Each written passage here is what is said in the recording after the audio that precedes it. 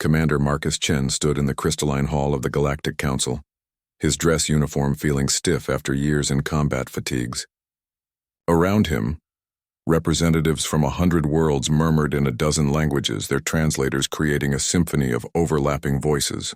He'd been summoned here to receive some medal, another ceremony to smile through before he could return to his quiet retirement on Mars. Commander Chen? The voice was soft, almost musical, with an accent he couldn't quite place. He turned to face a Viren ambassador, her silver skin shimmering under the hall's bioluminescent lights.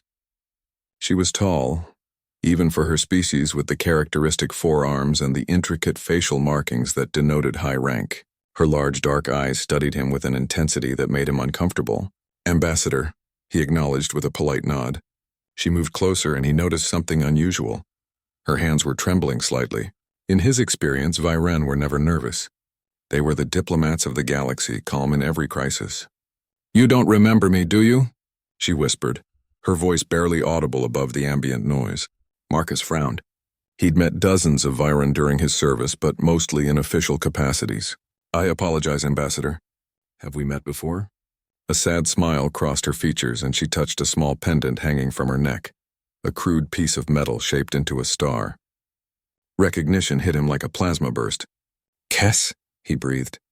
23 years ago, Marcus had been a young Marine on his third deployment.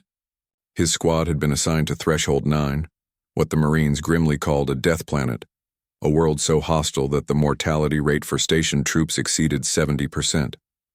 The atmosphere was toxic, the fauna was nightmarish, and the terrain itself seemed designed to kill. They'd been sent to extract a survey team that had gone silent. What they found was a massacre.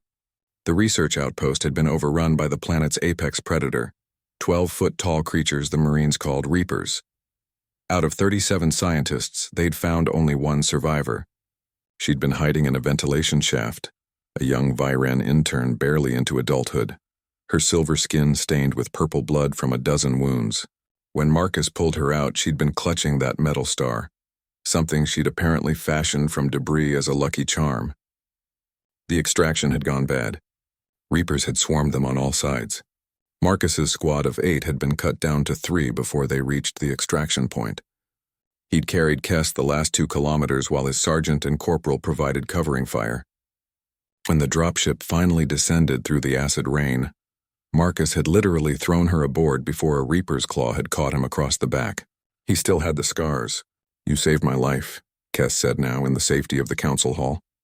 "I was so young, so terrified. I thought I would die on that horrible world." Marcus shook his head. "I was just doing my job." "Your job?" Her voice carried a note of incredulity. "Commander, your job nearly killed you. I accessed the mission reports when I earned my diplomatic credentials. Your entire squad was recommended for extraction. You stayed because you detected one life sign, mine, against orders.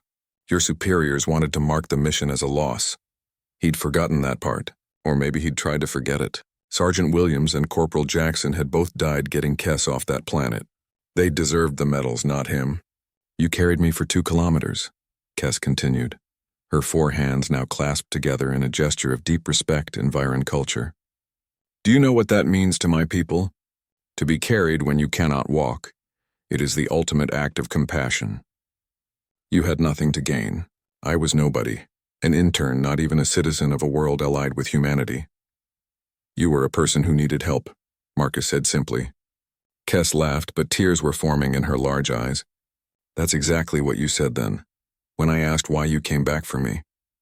You said, because you're a person, kid. That's reason enough." The memories were flooding back now. Her weight in his arms, the sound of the acid rain hammering his helmet, the screams of his squad mates over the comm. He'd pushed it all down for years, locked it away with all the other nightmares from his service. "After you saved me," Kess said, "I dedicated my life to preventing others from experiencing what I did. I studied diplomacy, conflict resolution, interspecies relations. I rose through the Viren diplomatic corps specifically to build bridges between our peoples."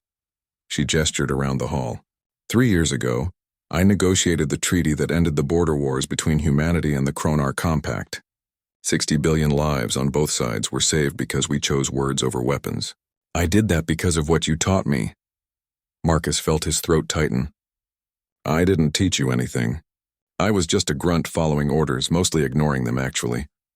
You taught me that individual lives matter, Kess said firmly. In a galaxy of trillions on a planet designated only by a number, you chose to risk everything for one frightened girl. That lesson, that core human belief that every single life has value, that's what I've carried into every negotiation, every treaty, every peace talk. She reached out and took his hand, an unusual gesture for a Viren, touching a human so familiarly. The medal they're giving you today? It's for your service record, yes. But I recommended you for it, and I'm sponsoring your nomination to the Council of Species, the first human to hold that position. Marcus stared at her. Kess, I'm retired. I'm not a diplomat. I'm just a man who believes every life matters, she finished. That's exactly what the galaxy needs right now. She pressed the star pendant into his hand. I've carried this for 23 years as a reminder of hope in the darkest moment of my life. Now I want you to carry it as a reminder that small acts of courage echo across decades, across worlds, across species. Marcus looked down at the crude metal star, fashioned by desperate hands in a moment of terror, now polished smooth by years of handling. He could see his reflection distorted in its surface. The universe is full of death planets, Commander, Kess said softly. But it's also full of people worth saving. Will you help me save them? In the crystalline hall, surrounded by 100 worlds, Marcus Chen closed his hand around the star and nodded. Some missions, he realized, never really ended. They just evolved. Tell me where to start, he said. Kess smiled, a real smile this time, bright and hopeful. With the same thing you told me 23 years ago. Because they're people. That's reason enough. And